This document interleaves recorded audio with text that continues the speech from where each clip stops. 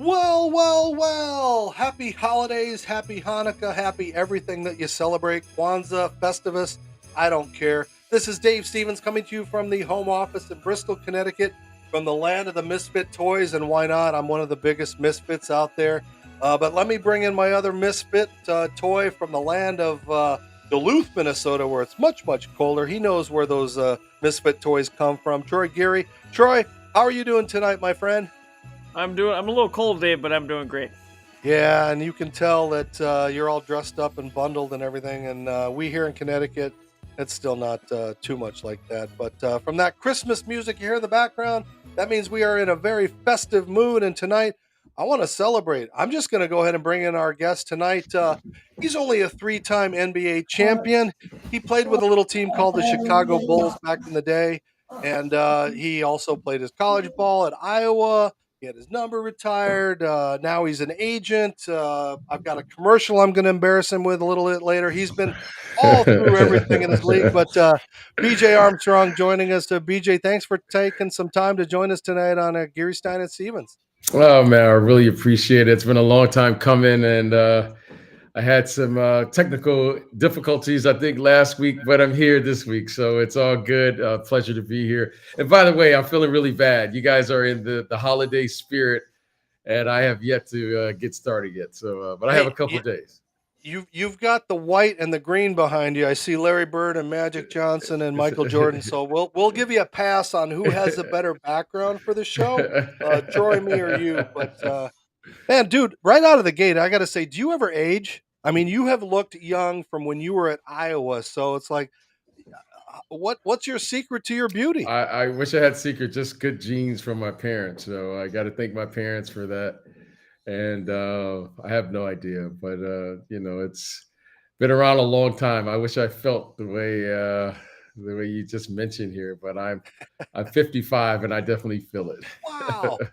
it. You don't look at it, and it makes me feel old when I remember being at ESPN and we had to cover you. You guys hated ESPN because it was always we were always trying to dig up stuff on you guys or stir the pot or Right. everything like that. But does it seem like it was that long ago that you were a part of such an amazing run?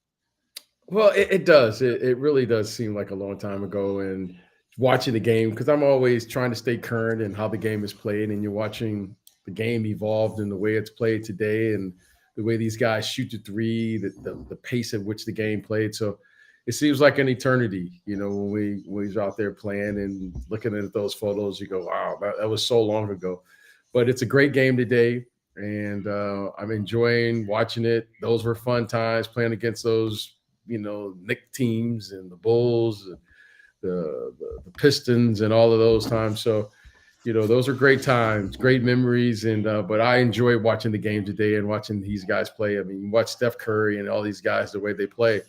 You go, what an exciting time, and just makes you wonder what would it be like to play in today's game. So And it's great as we're watching you play against James Worthy and Magic Johnson and all these legendary names. And there's this little number 10 BJ Armstrong, who, you proved you belonged in the league, but do you still kind of pinch yourself to say, hey, I was a part of something that will probably never happen again in the NBA? I mean, you can't, it's tough enough to repeat, let alone three-peat, just to get there one time. I mean, it's still got to, be in your brain how lucky you were. Well, those were great teams. Those were a special group of guys, and just sometime you find yourself in the right situation at the right time, and certainly, I was the beneficiary of being a part of a great group of guys where we all came together at that particular time in our life, and we had a single focus and a single mindset, and we wanted to give it a shot. And certainly, it started with our best player, who was Michael Jordan, unquestionably. But we had great coaches, great leadership internally within, whether it was Bill Cartwright, Phil Jackson, and everyone was committed to that single focus. And you talk about it. I wish I had it bottled up and could tell you what it is, but you just know it when you see it. And I remember when I first came there, I knew something was a little different, and the way we approached every day. Winning in this league is very hard, but showing up to win every day is probably the most difficult thing. But it was a group of guys that were willing to do that and pay that price every single day. And fortunately for us, we had an opportunity when it presented itself, and we were able to take advantage of it, and we did win. So it was just a very special time. I never imagined that they would happen like that. I always thought that I had a chance maybe someday to play in the NBA, but to be able to achieve that, I couldn't have pictured that or even fathomed that in my wildest dreams. But certainly it must have been somewhere, because when I saw it, I went for it. I want to ask you about The Last Dance. You were featured on episode 8 for your Game 2 heroics when you played for Charlotte against the Bulls. Can you talk about that game and then the games afterwards, and just how much fun it was playing against Michael Jordan? Well, yeah, every game, what I remember most about playing in the NBA is every game presented a new challenge. And, I wish I would have put more emphasis on one game than another, knowing that this game meant more. That was just a big challenge for us at that particular time. The Bulls were the best team in the league. All right. And we certainly felt pretty good about, who we were as a team. But every game, I just love the challenge. When you play in the NBA, it's just the challenge, right? Of playing in the NBA. You're playing against the best players. You're playing against players who, everyone thinks that they're the best, in the league. They think they're the best at their position. They think they have the best team. So I was just playing a game like I would normally play, and you accept the challenge. And that's the thing that you do. And that's the thing that I remember about every time I, came out to play, is that I wanted to accept that challenge. And you accept that challenge every single night. And so I wish I could have put more emphasis on it. I wish that game meant more to me than any other thing. It made good theater for The Last Dance, but when you play every game, right? There's a great player every single night, and you just got to go and find those challenges. And certainly, the challenge was going to be, like Michael was going to be Michael no matter what. But, every night you got to find a way to go out there and get yourself into the game. And so, it was just another game. I know it sounds cliche, but truthfully, that's what it was. We always build up to that in the folklore. It still is to this day, and they needed some of that, but it was a great documentary to watch. But I've been around locker rooms all my life and inside. We didn't get everything, of what went on and all those kind of things, because like nowadays they tape practice and you can see a teammate punching somebody and then you got controversy. But I was wondering if the Last Dance, or at least the first half of that, had been produced by BJ Armstrong and not through the eyes of Michael Jordan, would that have been a different show to watch? Well, I wish I would have known that my life was that interesting. I had no idea that anyone cared, right? You went to practice. To me, there was nothing out of the ordinary that was said. I mean, I think the big thing is people want to hear, from Jordan, right? And the reason I say Jordan, what makes it interesting, what makes it fascinating, is because, coming up through that era, he wasn't considered like the greatest player at that particular time. That was Magic Johnson and Larry Bird. And you saw the evolution of this player just evolve into this unstoppable force. And suddenly, before we knew that he was perhaps the greatest player of all time, he was already into the heart and thick of his career. It wasn't like when he first came into the league, like today, people say this player is going to be the greatest player. Now it was like 6, 7, 8 years into his career where all of a sudden people were like, this guy's pretty good, and all of a sudden he could be. And then, okay, he won one. Can he do it again? And then before you know it, he was on a roll that no one could stop. So, I just think when you see great players and you see great talent and you see this today, we're so fast and we're so quick, and we live in a society now where everything is, we want to say who's the greatest, who's going to be the greatest, instead of allowing that player to mature or accept that that pressure, accept that responsibility, but more important, to accept that challenge. That's a big challenge when you start saying the greatest and having to prove that. It's one thing to talk about it, it's another thing to go out and do it. So, just a different time, different era.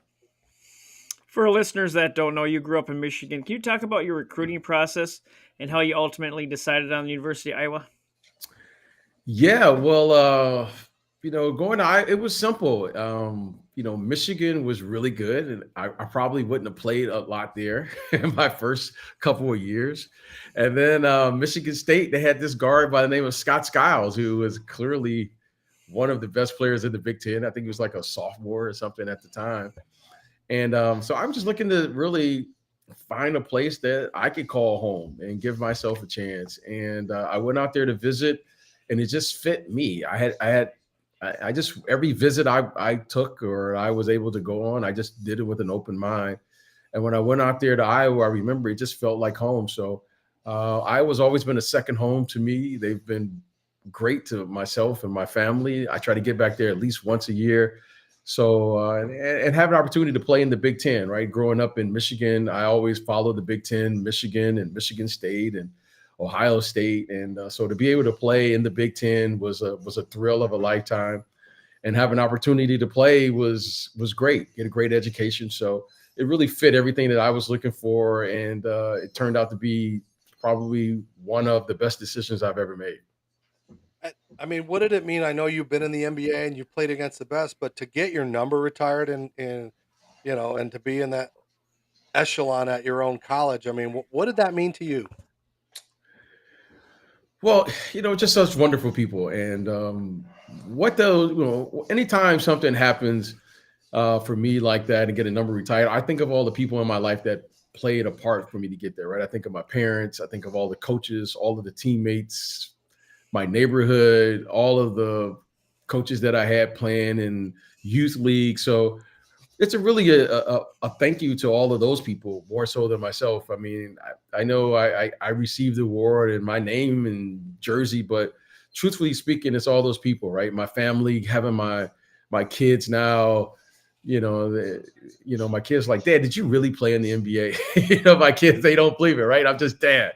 So for them to actually see it, and it means a lot to all of the people around me. So every time I go there and I'll look up and I'll see a jersey or see something that I was able to achieve as a basketball player or anything that I've achieved in my life, I always think of all the people that helped me get there, because it's just more than me. So I'm just very thankful that I was fortunate enough to have great mentors, great coaches, great teammates, and have an opportunity as a young kid who just had a dream, right? I just had a dream that I wanted to be the best player I could be, and never knew where it was going to take me. But it was a life changer for me in many regards. It allowed me to see the world and experience things that I never dreamed I would experience, and to do the things I was able to do. And here I am 50 something years later, I'm still talking about basketball. So it's been a great ride. And I've enjoyed it as a kid. I'm enjoying it as an adult, and I'm still talking about it.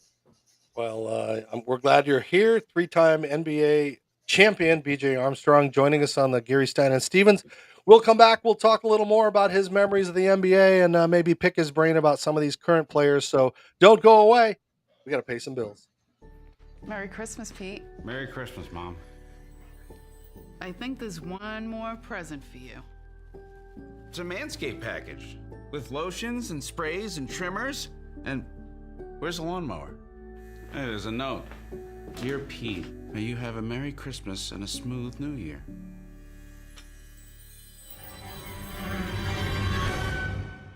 Oh! Shop now at manscaped.com.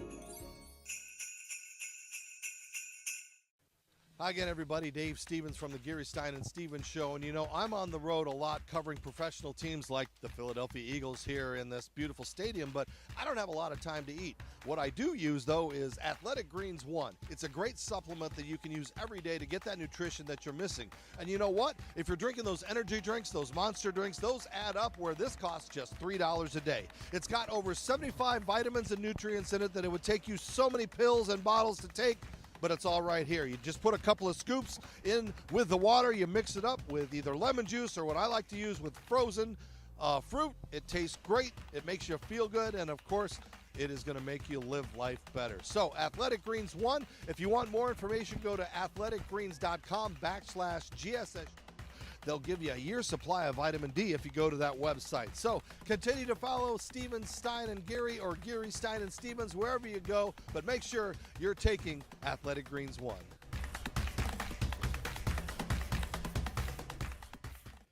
All right, welcome back to Geary, Stein, and Stevens in our second segment. Joining us, three-time NBA champion BJ Armstrong, who played for the Bulls and the Hornets and the Magic. He returned to Chicago, and I guess technically I could say Golden State, Yes. but tell us a little bit about that. As a player, when, people are expecting you're this big star, and suddenly they give this expansion draft. I remember because the Minnesota Timberwolves picked off a couple of guys while I was there, Right. Pooh Richardson and those guys.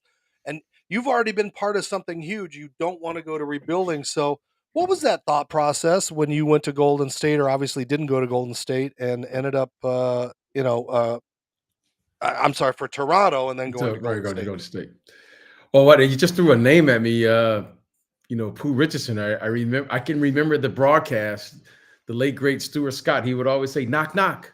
Pooh's there." Yeah. I can. When you said that, I can remember that. Pooh Richardson was, he still is a good friend of mine. So, what was it like? My dream, if you will, was to play in the NBA, and I just wanted to experience every phase and every aspect of the NBA. And I've been fortunate enough to play as an executive, now as an agent. So I'm just experiencing. I worked in the media. I worked at ESPN. At some point, all of us worked for ESPN at some point in our career.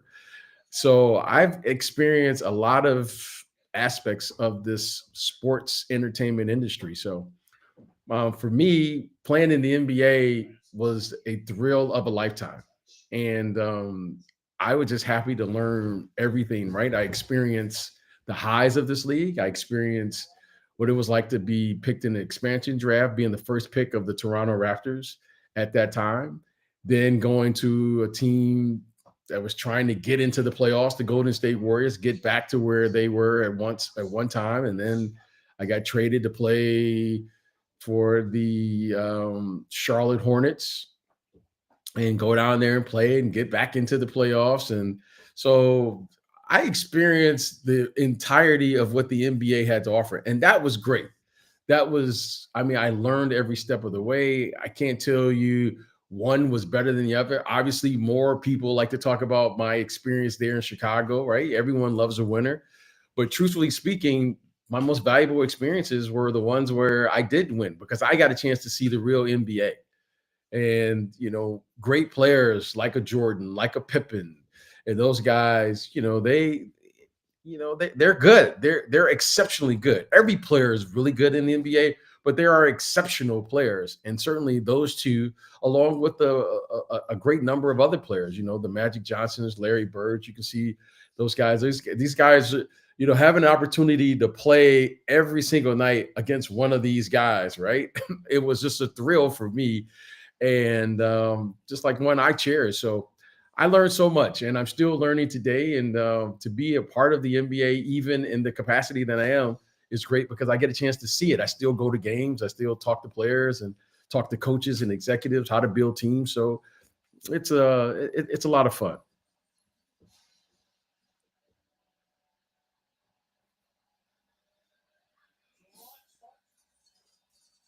Well, I think I lost you there. I lost your volume.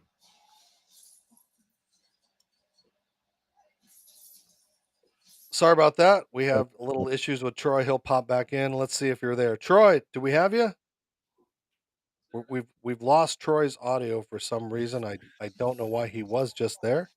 But BJ, while we're trying to get Troy back in, Okay. you mentioned being an agent, Mm-hmm. and what is that like to go from a player to somebody who has to look out for the best interests of those players? Sometimes, if those players don't think it's in their best interest.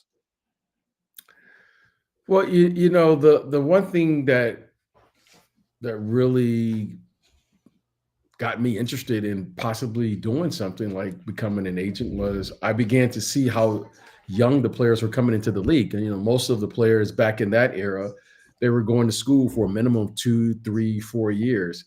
So there was some experience that you had, not only as a player, but as a person, things you've experienced, right? On a college campus before entertaining the idea of turning professional and coming into a professional organization and playing and understanding the business aspect of sports. So for me, it was just seeing where are these young people going to learn this business, right? You don't just, they're not on a college campus. They're not playing abroad in Europe Europe or, international basketball like you see so many players are.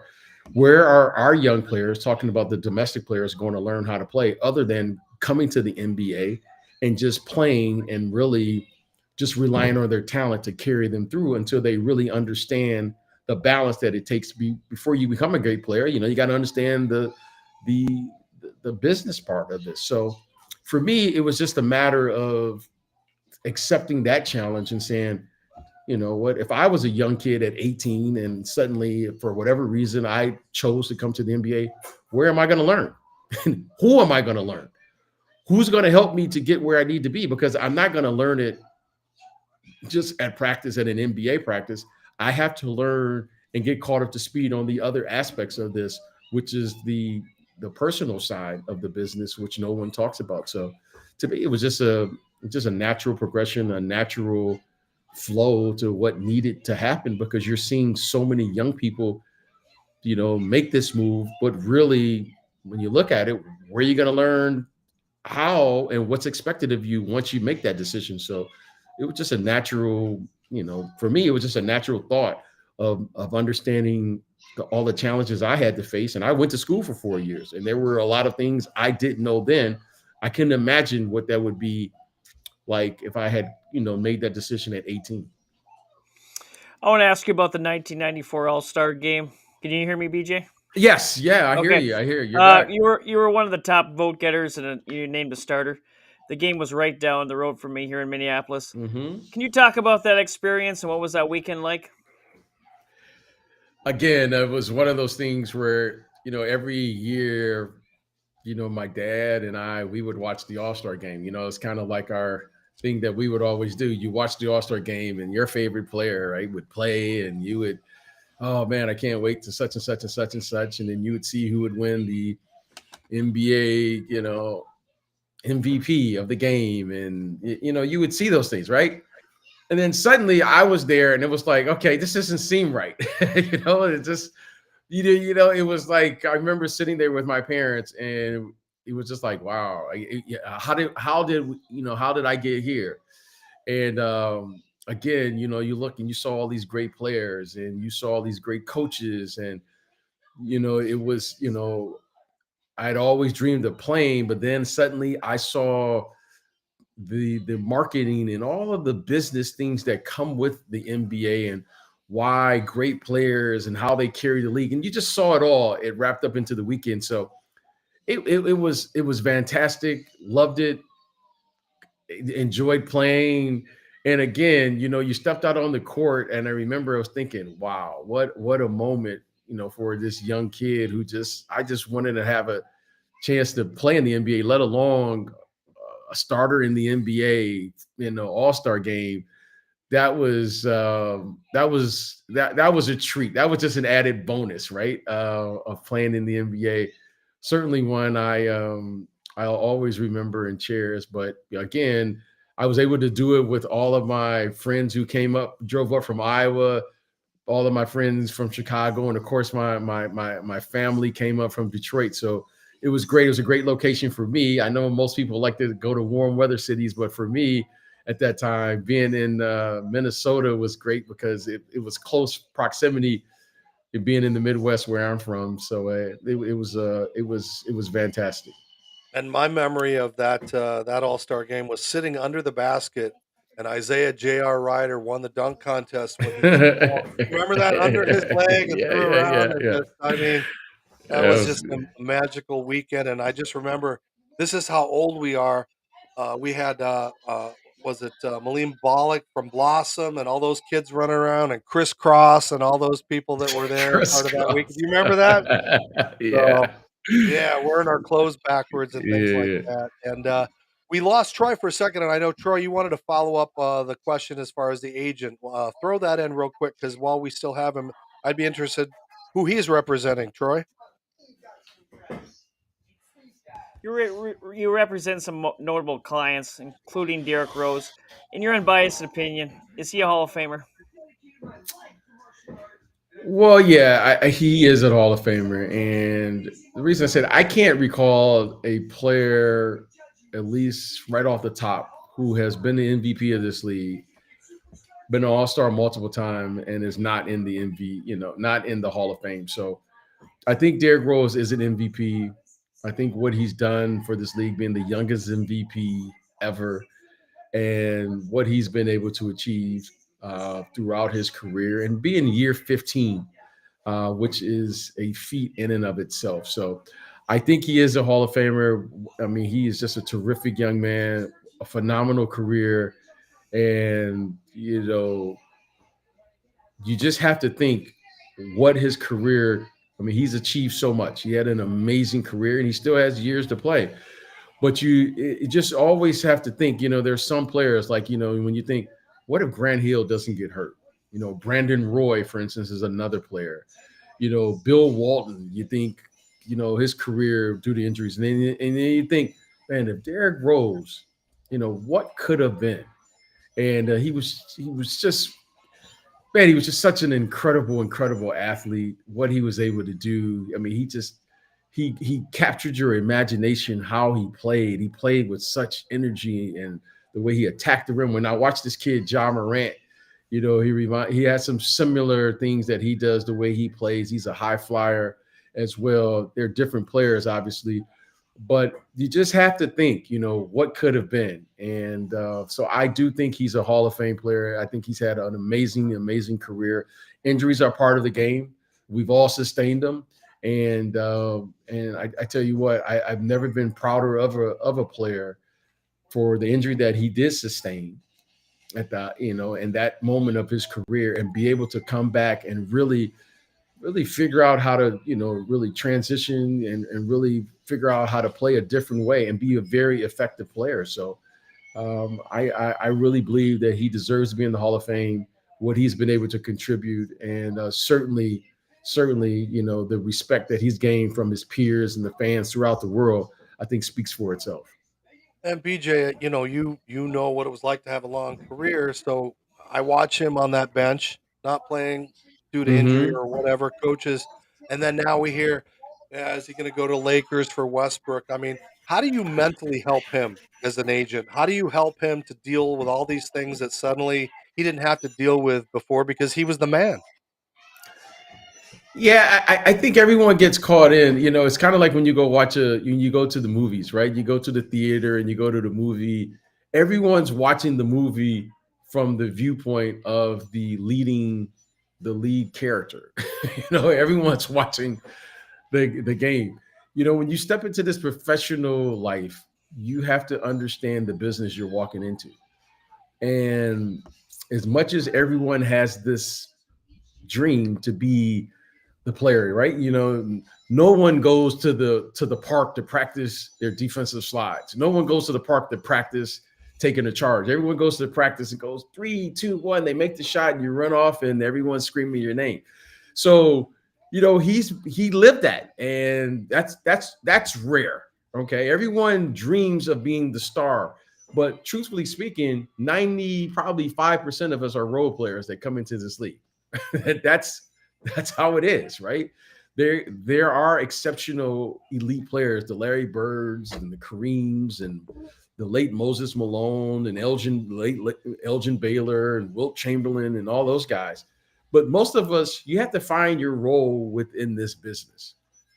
So I think it happens to all of us, right? The hard part is understanding who you are as a player. Everyone can't be the lead character, but there's nothing wrong with a Dennis Rodman. There's nothing wrong with a BJ Armstrong. There's nothing wrong with a Dennis, a Ben Wallace, and all of the great role players that you have, look, we'd all love to be Steph Curry, but truthfully speaking, that player alone can't win by himself, and they need a team around him. So I think he understood that, and not many go from the leading character to a supporting character and be able to flourish in both. So that's a testament to him, because that, to me, is what the business is all about. At some point, every player that plays in the NBA was a star player, right? Whether he was a star in high school, he was a star in college. He might even started off as a leading scorer on a team that didn't win a championship. However, when you play this game and you get a chance to play, and if you get a chance to win, we all become a role player in some capacity. And that, to me, is what this business is all about. And you got to figure out where you fit into that. And once you accept that, you can go on to have a 10, 11, 15, year career. Watching LeBron James in year 20. I remember when he first came in this league, and now I'm watching him now. He's a totally different player, but it's a beautiful thing to watch, because we all evolve. We all get there. It's just a matter of accepting where you're at any given moment during your career.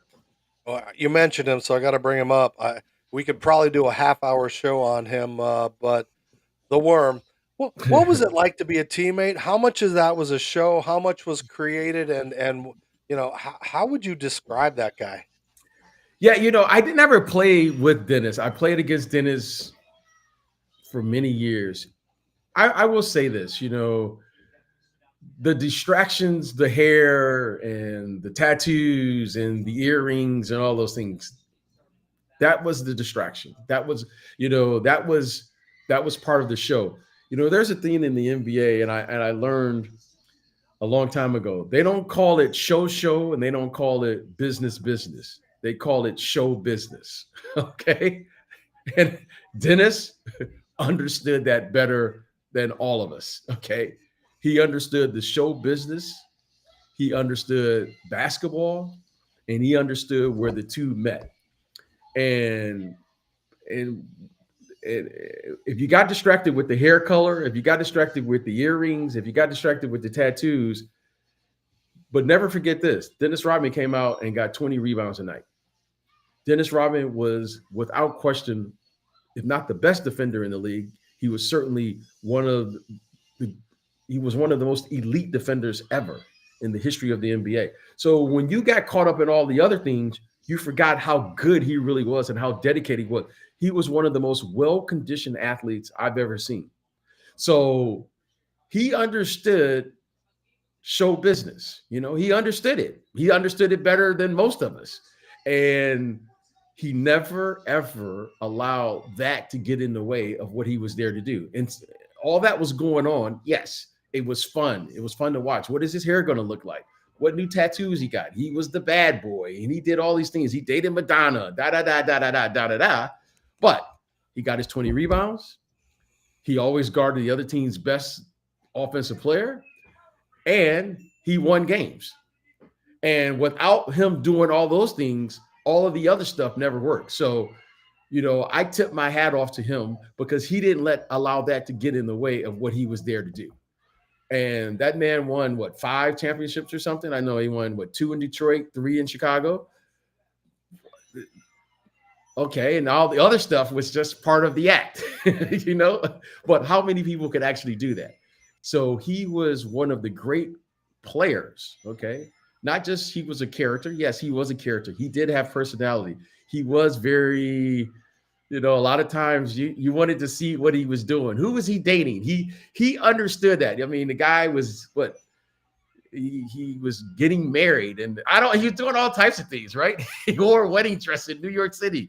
Going to Korea, meeting with He's doing all types of stuff. But the fact remains, he was an excellent basketball player. And I'm telling you, one of the best players I've ever seen, one of the best players I've ever played against.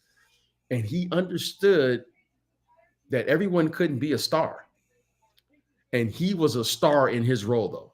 He was one of the star role players I've ever seen, and accepted that. So in his own right, he was phenomenal, very deserving to be in the Hall of Fame. And it was great to play against him, because he was one of the great competitors of all time. And speaking of hair, We got a commercial for you coming right up. We'll come in and wrap up, put a nice little bow on this show with the legend, man, BJ Armstrong joining us tonight. Don't go away. You're listening and watching Geary, Stein, and Stevens. We told you all year long, and now we have to holler. We ruined all our clothes and stretched out all our collars. So freshly dressed, that's the sight to go. With hundreds of amazing shirts and places to spend your dough. Oh, freshly dressed, will light your shopping load. And save you more for the check with our GSS Show code. The GSS Show code. Merry Christmas, Pete. Merry Christmas, Mom. I think there's one more present for you. It's a Manscaped package with lotions and sprays and trimmers. And where's the lawnmower? Hey, there's a note. Dear Pete, may you have a Merry Christmas and a smooth New Year.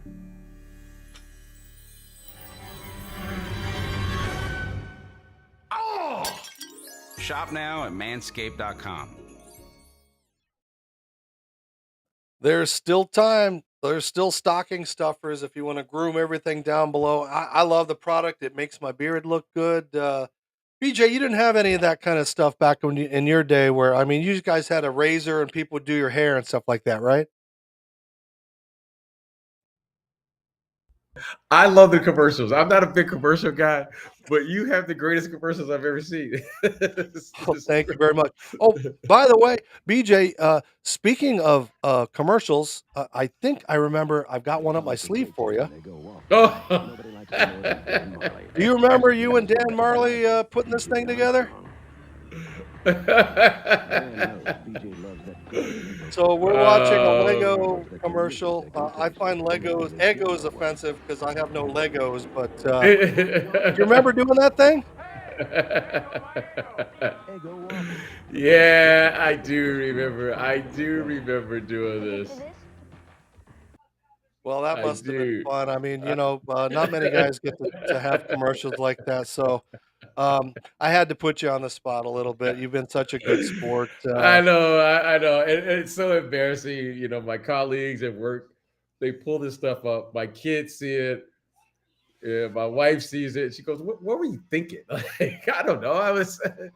Did you guys just look at each other and go? I mean, there's no real reference to the NBA. You can't wear logos. You can't. I know. It's just the things we do, So, hey, I'm part of the show. It's the show business, right? So that's part of it. But if it makes you laugh, and everyone has made fun of me, so it's been a good commercial. Real quick story about that commercial. I hadn't seen that commercial like in 20-something years, and someone sent it to me, and I reposted it here on my Twitter feed or something. And whatever it was, the Egos, is it what it is? The Legos or Lego my ego or something, whatever it is, Egos. They reposted it, and it was like the funniest thing. It's like they're still following that commercial. So, shout out to Egos. Maybe Dan and I could do a follow up. With that. Yeah, is there a high fiber version now for us old people that has a lot? The Metamucil Egos, right? I don't think anybody can jump in the air. I couldn't even land. Like looking at that landing, my knees are hurting right there. But no, it would be a high fiber one. That would be really funny, though. That would be funny. I got one last question before we let you go, and I'm sure you probably talked about this in the past. But can you compare Jordan versus LeBron and your take on who is the greatest of all time? Wow, that's a big question. You say the greatest of all time, right? When you say the greatest of all time, first of all, you better have your history correct. You better have watched every game, every minute, okay? And you better be able to, talk about the equipment, the gyms, the floors, the arenas, the rules of the game, the coaching, and all of that, right? And no one's qualified to do that. Now, in saying all of that, every era can make their argument who's the greatest player. Okay, when you look at the numbers of Wilt Chamberlain, what's your argument? What's your legit argument on why he's not the greatest player? You cannot. A man average 50 points a game and then tell me he's not the greatest player of all time. The man played in every minute of every game plus overtime for an entire season. Now we got load management now. Okay. So this is like for me as an ex-player, as a person who had an opportunity to watch many of them, meet many of these players and play against them, I'm going, okay, how can you really say who's the greatest? Okay. So then you look at Kareem Abdul-Jabbar. Are you really going to tell me he's not the greatest of all time? How are you going to tell me he's not the greatest? Okay. Then you start looking at Dr. J, who played in the ABA and all of these players. Okay. Magic Johnson. Guy went to 8 finals in the 80s alone and won 5. Why isn't he the greatest? Okay. Larry Bird, why isn't he the greatest? Now, Jordan, wow, right? Not one, three-peat. He did it twice. Okay. Now, Jordan is unique in this aspect for me as an ex-player. He not only was the best offensive player, he was the best defensive player. That to me holds weight. Okay, he just wasn't the greatest offensive player, and he should get all the accolades, 30-something points a game, da. You're right. You can pull up all the stats. Defensively, though, is where he was just like he was a cut above. He's a cut above everybody else. He did that consistently throughout his career. So technically speaking, as a player now, it's not enough just to watch a guy score points, okay? And I've seen some phenomenal scores, right? You see all of these great offensive players, and certainly there's a number, and you're seeing them today. However, when you see a player that is probably better on the other end as he is, or just as dominant on the other end as he is on the offensive end, now you're talking about something that's different. Because what Bill Russell did in winning 11 championships, what's your argument for why he's not the greatest player? Because you got to put some respect on this game. So out of respect, hey, little boy, I could throw George Mikan back in there from another era. You can throw all these guys. You can throw all these guys. The game evolves. I think you could always have that Mount Rushmore of whoever's. We know who the top 4 or 5 are, but you can argument. However, now you say, well, you're watching the game today. Okay, so you're watching the game today, right? These guys are shooting threes and the way they play, and they're amazing athletes. When I watch LeBron, he is the greatest. He's the greatest of this era. Who's going to argue that? Like, he's the greatest of this era. Okay, but if you watch Kobe Bryant, you're saying, why isn't he in that conversation? Or that guy from Golden State that shoots from midcourt all the time? You can make all of these arguments. I've seen also unique players like Shaquille O'Neal, to me, probably should have been the greatest player just because of the size and the combination that he had, right? You're saying coulda, woulda, shoulda, oughta. Who could stop him? Okay. He was bigger, stronger. He was a bigger, stronger athlete than any athlete I've ever seen. Right? Jordan included. So you can make all of these arguments. LeBron James should be the best player in this era.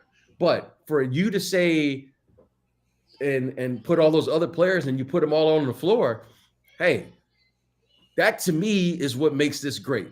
Everyone can argue, but out of respect, I can't say that because Bill Russell, okay, you don't win 11 championships by accident. You don't become Kareem Abdul-Jabbar. That's not an accident. Magic Johnson, all these guys, Jordan, it's not an accident. Tim Duncan is another name to me.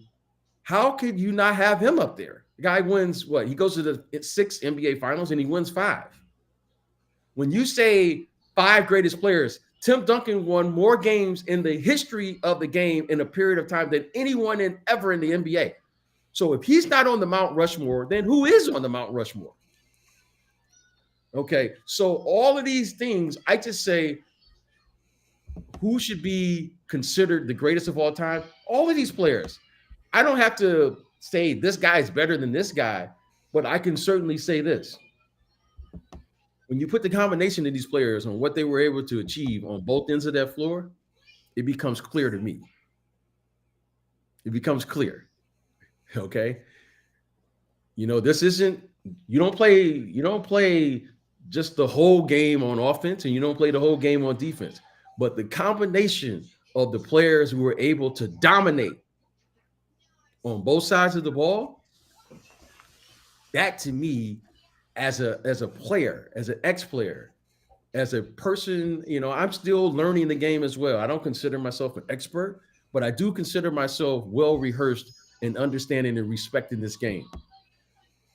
Defense wins. That's what wins in this league, okay? And I know we talk about offense and we talk about scoring and we talk about all of these things, but when you're able to dominate on both sides of the ball, there's only a few players that have done that, okay? And that's the homework assignment for everyone.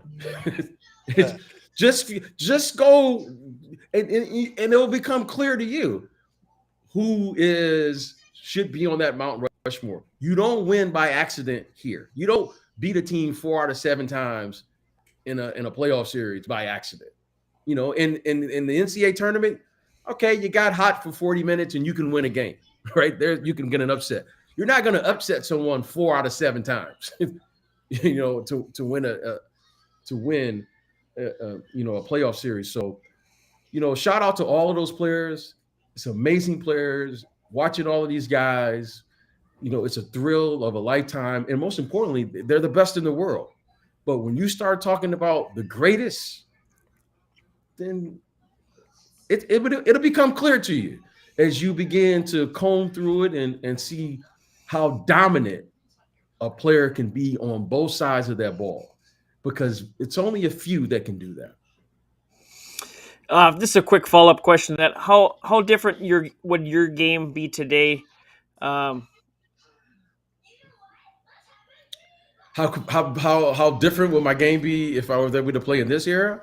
Yeah. Well, this era is interesting, and because one, I would have to retrain myself how to think in this era, because what I considered a bad shot in my era is a good shot in today's era.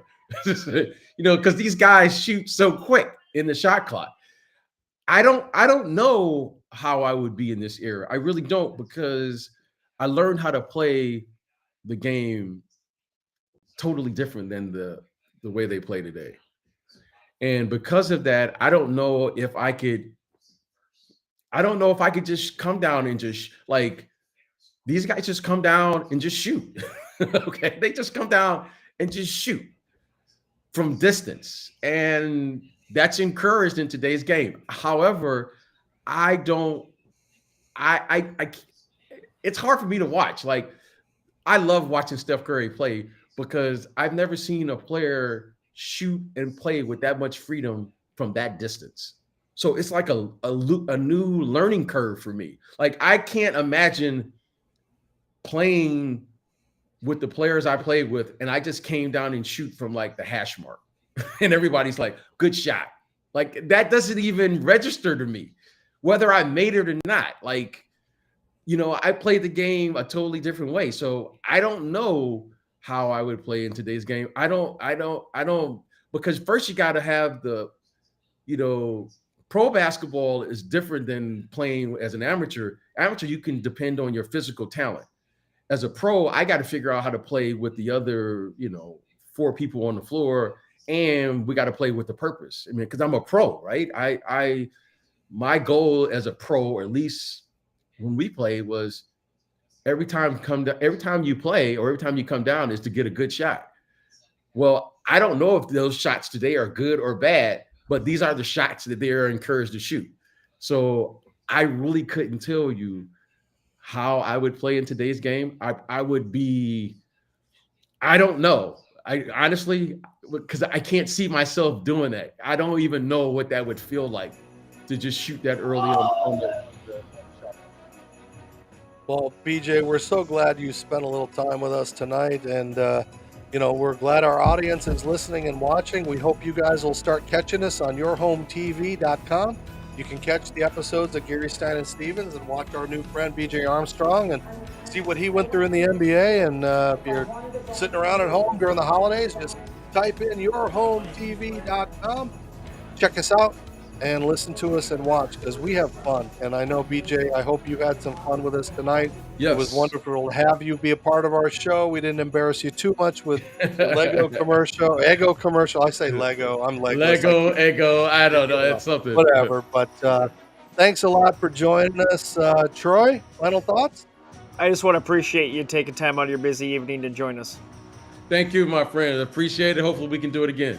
Absolutely. And don't forget, there's still time to fill your stockings. Go to manscaped.com. Get 20% off by using the GSS Show code. You can shave your face, your lower area, and she'll like it too, as Frank Thomas says. And of course, Fresh Clean Threads. You can watch me dance. I'm wearing Fresh Clean Threads tonight. Of course, thank you to our sponsors for that. Another 20% off if you shop there. And of course, if you're going to be eating crap all through the holidays, you're going to want to use AG1, Athletic Greens 1. Go to athleticgreens1.com/GSS. You'll get vitamin D for a year and all kinds of goodies and things like that. So for all of us, our friend BJ Armstrong joining us. BJ, hope you and your family have a wonderful holiday. Are you sticking around California, or what are you doing? I'll be right here, my friend. All Getting a right. little sunshine. And you guys are getting the snow. So it's a good trade-off. All right. Again, continue to follow us on all social media platforms and wherever you watch podcasts, or watch us on YouTube, Facebook, or everything. So for BJ, BJ, were you teased a lot as a kid from that TV show BJ and the Bear? Yes, I was. One of my favorite shows, though. I enjoyed it. I enjoyed Greg that Evigan, starring Greg Evigan. So, little known fact. But so for Troy, myself, Will, who's on assignment, happy holidays to everybody. Thank you for being our friends. Thank you for following us and watching us. And again, thank you to 3-time NBA champion BJ Armstrong. Happy holidays, everybody.